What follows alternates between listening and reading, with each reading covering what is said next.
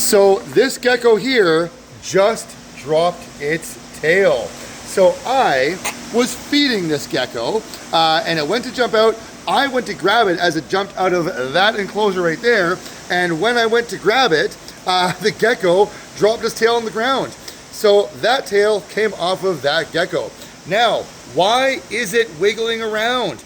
That is a defense mechanism. So you see how Gary there is staring at the gecko and the tail.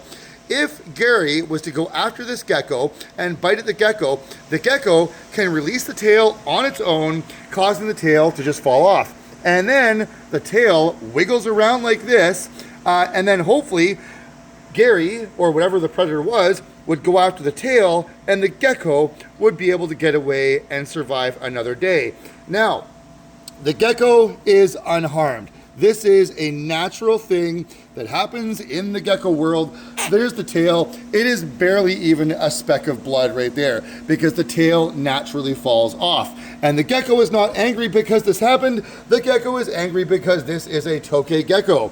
So there is a little demonstration of what can happen if a gecko tries to escape and you try to catch it and you accidentally grab the tail as it is jumping away.